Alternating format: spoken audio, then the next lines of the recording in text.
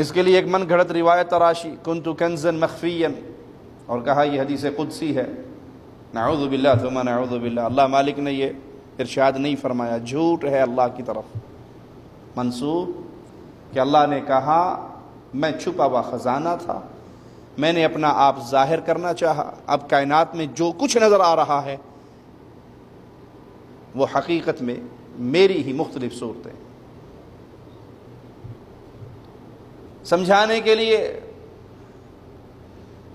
عقل والوں کی ایک مثال بھی دی کہ اس کائنات کا اور خالق کا اگر تم تعلق سمجھنا چاہتے ہو تو یوں سمجھو، آم کے درخت کی ایک گٹھلی، اس کو زمین میں دبا دو،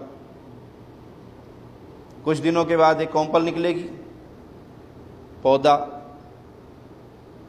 درخت بنے گا، اس پہ پھل لگیں گے، پھول لگیں گے۔ اب یہ تناور درخت نظر آ رہا ہے آپ کو، اس کی اصل کیا ہے؟ وہ آم کی گٹھلی، وہ کہاں ہے؟ غائب ہو گئی۔ تو آم کی گٹھلی نے غائب ہو کر یہ سارا روپ دھار لیا۔ اس درخت کی بنیاد اصل آم کی گٹھلی ہے، زمین کھود کے دیکھ لو وہ گٹھلی ہے، گٹھلی تو ختم ہو گئی۔ گٹھلی اس درخت کے روپ میں ہمارے سامنے آ گئی، تو اب یہ اس درخت کی ٹہنیاں، اس کے پتے، اس کا پھل، اس کا پھول، اس کی لکڑی، اس کا تنا، اس کی شاخیں، اصل سارا کیا ہے؟ وہ گٹھلی۔ یہ مثال دے کے نعوذ باللہ ثم نعوذ باللہ خالق اور مخلوق پہ پیش کرتے ہیں کہ اللہ اصل ہے، اس نے اپنا آپ ظاہر کرنا چاہا، اب وہ غائب ہو گیا، وہ تو نظر آتا نہیں ہے۔ کائنات میں جو کچھ نظر آ رہا ہے وہ حقیقت میں اسی کا وجود ہے۔ ایک صوفی صاحب نے اس کو مزید کھول کے بیان کیا کہ تم اگر سمجھنا چاہو تو یوں سمجھ لو، ایک لکڑی لو، اس پہ کپڑا باندھو، اس پہ تیل ڈالو، پیٹرول ڈالو، اسے آگ لگاؤ، وہ ایک شعلہ نظر آئے گا۔ اب اس لکڑی کو زور سے گھماؤ، دیکھنے والوں کو ایک دائرہ نظر آئے گا، تیز لکڑی گھوم رہی ہے تو ایک دائرہ نظر آ رہا ہے۔ کیا حقیقت میں دائرہ ہے؟ نہیں، حقیقت میں دائرہ ہے نہیں، نظر آ رہا ہے۔ لکڑی رک جائے تو دائرہ ختم ہو جائے گا، کیا بس یوں ہی ہے یہ کائنات؟ بظاہر نظر آ رہی ہے، انسان ہے، یہ جانور ہے، یہ فلاں ہیں، یہ فلاں ہیں، یہ فلاں ہیں، حقیقت میں ان کا کوئی وجود نہیں ہے۔ کائنات کا وجود اللہ کا ہی وجود۔ آپ ایک لکڑی لیں، اس کے ایک سرے پر کپڑا باندھ دیں، اس میں آپ مٹی کا تیل ڈالیں، آگ دکھائیں، شعلہ بن گیا، ایک شعلہ جوالہ آپ کے پاس ہے۔ اس لکڑی کو تیزی کے ساتھ ایک دائرے میں حرکت دیں گے تو دیکھنے والوں کو ایک آتشی دائرہ نظر آئے گا، نظر آ رہا ہے، محسوس ہو رہا ہے، لیکن سب جانتے ہیں کہ ہے نہیں۔ ہر چند کہے کہ ہے نہیں ہے، بس کسی درجے میں یہ کائنات ہے، اس کی کوئی حقیقت نہیں ہے، وجود صرف اللہ کا ہے۔ نعوذ باللہ ثم نعوذ باللہ۔ اور یہ کھلا کفر ہے، یہ کھلا کفر ہے۔ اسی لیے سماحت الشیخ صالح الفوزان حفظہ اللہ، سعودی عرب کے بہت بڑے عالم، وہ اس وحدت الوجود کے عقیدے کو بیان کرتے ہوئے فتویٰ کیا دیتے ہیں کہ یہ کفر کا عقیدہ یہود و نصارہ کے کفر سے بڑا ہے۔ هذا مذهب الحلولية، وهؤلاء كفار الذين يقولون إن الله في كل مكان، هؤلاء يقال لهم الحلولية وهم كفار، لأن الله جل وعلا أخبرنا أنه في السماء، آمنتم من في السماء أن يخسف بكم الأرض فإذا هي تمور، آمنتم من في السماء أن يرسل عليكم حاصبا ستعلمون كيف نذير۔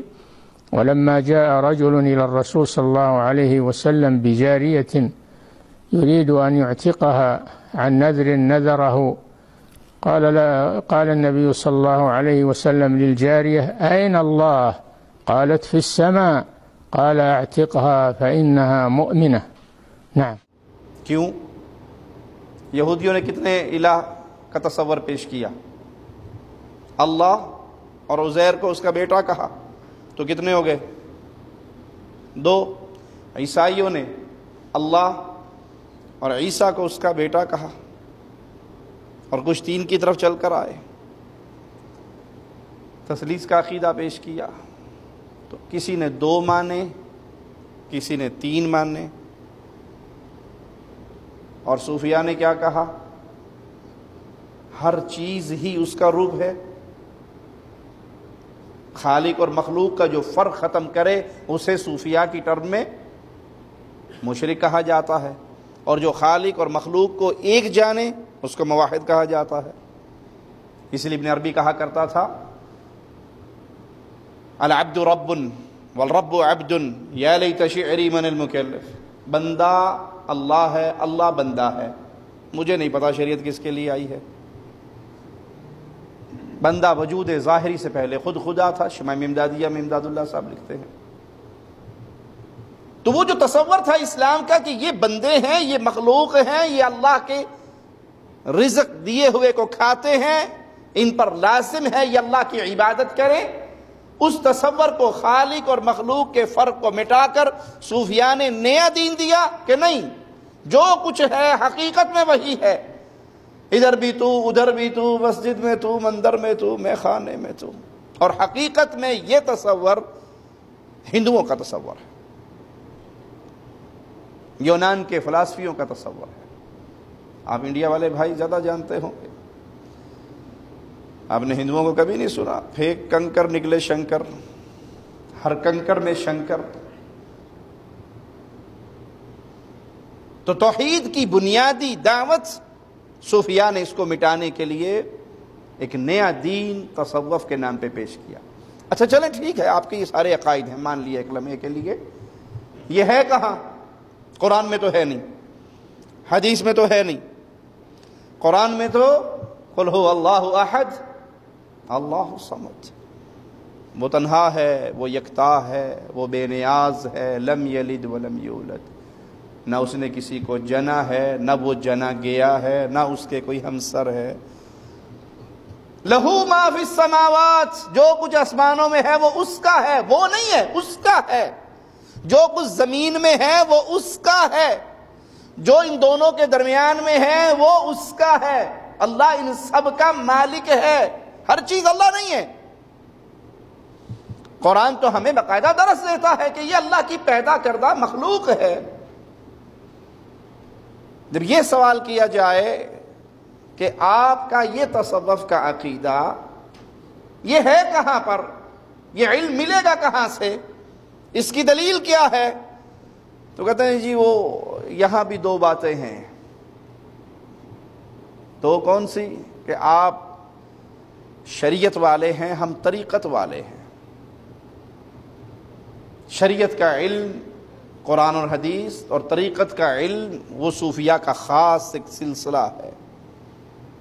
بھائی وہ کہاں سے ملے گا؟ کہ جی وہ معرفت کی آنکھوں سے دیکھنا پڑتا ہے، یوں نظر نہیں آتا۔ شریعت کا علم تو واضح ہے، قرآن اور حدیث، نبی کریم صلی اللہ علیہ وسلم سے لے کر جس محدث نے اکٹھی کی اس تک اس کی مکمل سند موجود ہے۔ وہ کہتے ہیں یہ آپ کا علم تو ہے ہی مردوں کا۔ امام بخاری نے بیان کیا، کس سے؟ علی بن مدینی سے۔ امام بخاری کہاں ہیں؟ فوت ہو گئے۔ ان کے استاد کہاں ہیں؟ فوت ہو گئے۔ ان کے استاد کہاں ہیں؟ فوت ہو گئے۔ صحابی کہاں ہیں؟ فوت ہو گئے۔ اللہ کے نبی صلی اللہ علیہ وسلم وہ بھی فوت ہو گئے۔ تو تمہارا تو علم ہوا ہی مردوں کا۔ اور صوفیاء کا علم کا یہ زندوں کا علم ہے۔ حضرت وہ کیسے؟ کہا میرا دل میرے رب سے بیان کرتا ہے، میں زندہ ہوں، میرا رب زندہ ہے۔ ہمارا علم بڑا اعلیٰ ہے، یہ زندوں کا علم ہے۔ تو اس علم کا نام صوفیاء کے ہاں علم لدنی۔ آپ نے اکثر مولویوں کا لقب سنا ہوگا، شیخ طریقت، رہبر شریعت۔ یہ شریعت کے بھی رہبر ہیں، طریقت کے بھی شیخ ہیں۔ بھائی شریعت تو نازل ہوئی محمد رسول اللہ پر صلی اللہ علیہ وسلم۔ قرآن اور سنت کی صورت میں، کتاب اور سنت کی صورت میں شریعت کا علم ہمیں ملا۔ یہ طریقت کہاں پہ نازل ہوئی؟